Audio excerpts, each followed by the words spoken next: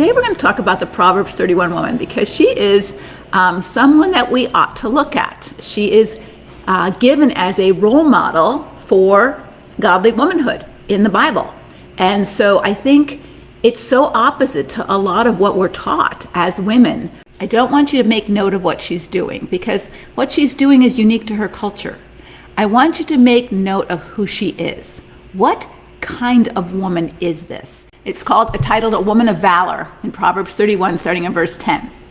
An accomplished woman who can find. Her value is far beyond rubies. Her husband's heart trusts in her, and he lacks nothing valuable.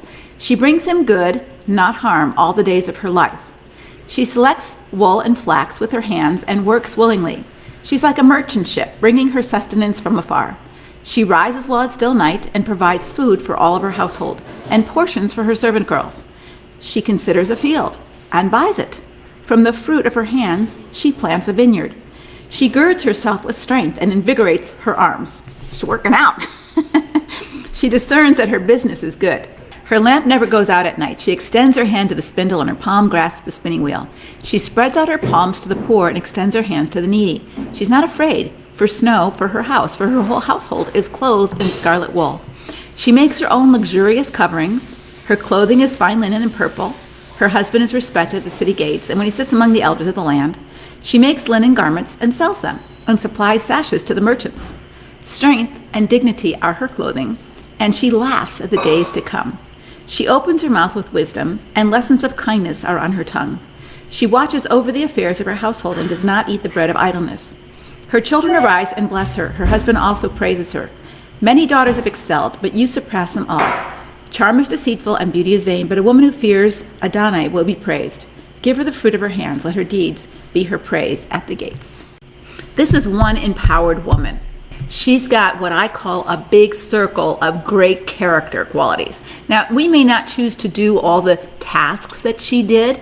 Those were her choices, and she had them to make. But she wasn't a helpless, dependent, childlike woman who had no voice, who had no choice, who didn't work. She worked. She had her own money.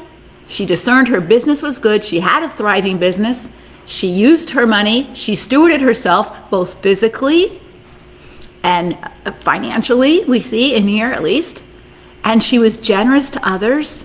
This is the woman that God is saying, hey, I want some of these character qualities for you too. What are the character qualities you want for yourself? What kind of woman do you want to be? Not what you want to do. Because what you want to do comes out of who you want to be.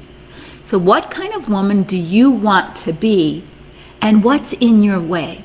Who squashes that? As we go through our lifespan, God calls us to mature. He says, put off your childish ways and put on mature ways. Grow into your full capacity as a person, as a woman. What stops you from doing that? Especially for my audience, it's often another person. It's a person who feels threatened by your strength. He doesn't want you to be strong because that threatens his ego or his self-image. And so therefore you stay stuck in your immature place. Or maybe you stay stuck in your immature place because of lies that you've been taught by your church, by your parents, that a good woman, all she wants in life is to be a wife and a mom. Those are two wonderful roles, but that's not who you are. That's what you do for a season. You're a wife and you're a mom, and I hope you're a good one. But there can be bad wives and bad moms too, depending on who you are. So what kind of character qualities do you want to embody, and what's getting in your way? I want to help you get out of your own way, because sometimes we have limiting beliefs like I can't. I'm not smart enough. I couldn't get a job. I couldn't go back to college. I couldn't start my own business. Why not?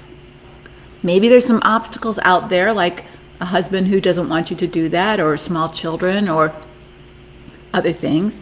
But maybe the obstacles are in here, and you're telling yourself, I can't.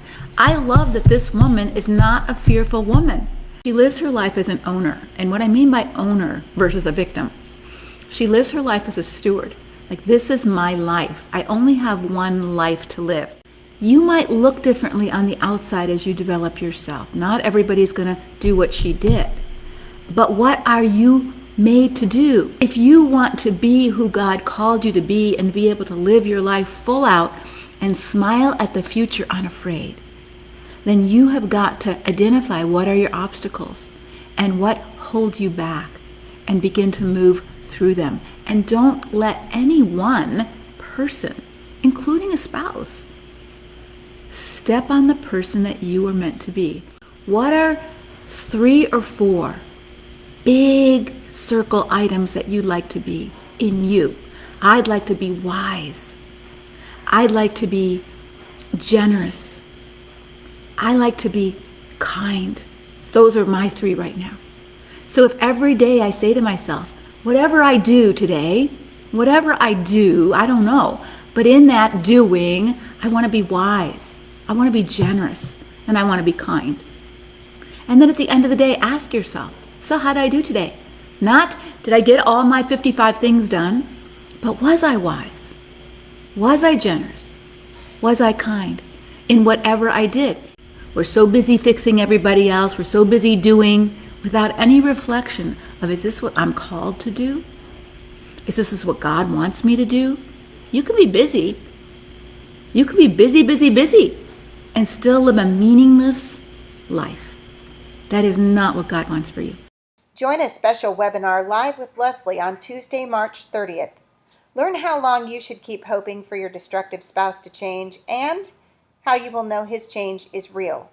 Go to leslievernick.com/join webinar or click on the link in her profile.